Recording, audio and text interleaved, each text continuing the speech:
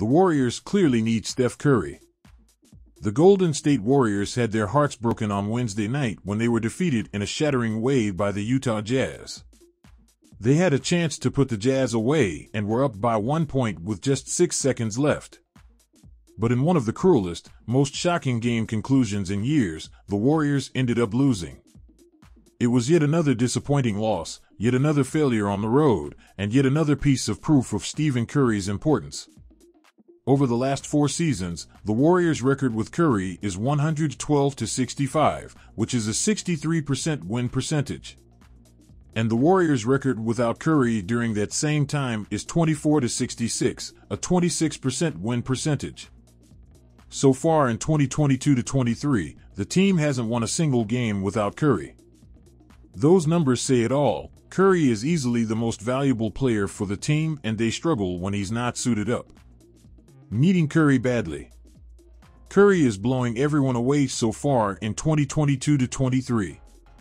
He is averaging 30 points, 6.6 rebounds, and 7 assists on 49.9% from the field and 43.2% from beyond the three-point line. He hasn't been putting up numbers like this in years, even during his terrific season last year, which led to his first Finals MVP trophy. There certainly are great players signed to the Warriors, and they show up and play well often too. Still, it's not enough, and the Warriors are struggling to get past 10th place in the West. The good news is that Curry has remained mostly healthy this season and that there is plenty of time to turn things around.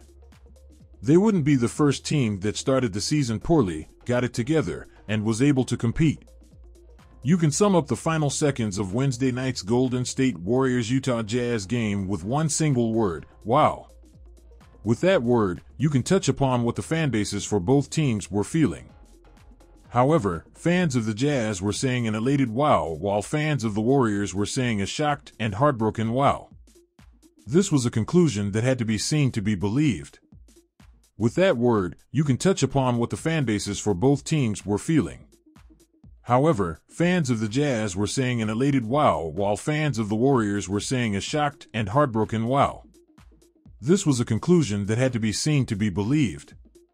The Warriors led 113-109 with 13.3 seconds left after Jordan Poole sank his free throws.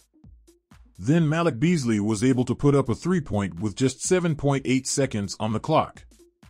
On the next play, the Warriors inbound to Poole, but the ball was stripped from him by Utah's Nicky. I think Curry was talking to him. With just 4 seconds left, Beasley found Simone Fontecchio, who dumped the ball and gave the Jazz a 1-point lead and the win. The crowd went wild, stunned by the victory and the complete collapse of the Warriors in the dying seconds. This was a well-earned, exciting win that will be talked about for a long time, no matter how the rest of the season goes for the Jazz. The Warriors, who were playing without Stephen Curry, Draymond Green, and Andrew Wiggins, had come to a 4-point lead over the Jazz after trailing by 12 earlier in the game. This was the latest road loss for the reigning champions and was definitely the most painful. Klay Thompson took the blame for losing Beasley and allowing him to make the three-pointer that set everything off. "I just fell asleep," he said after the game. The Jazz have slid down the standings in the West recently, but they still have a lot of fight and a can-do spirit. The Warriors just learned that the hard way. Although the Golden State Warriors have won 10 of their last 15 games after a 3-7 start, by no means are they out of the woods yet. Stephen Curry and Andrew Wiggins have been playing sensational ball, while Klay Thompson and Jordan Poole may be getting their mojo back, but there is a sense that the team's young contributors haven't been getting the job done. Harden's injured eye, you can see eyes both bloodshot.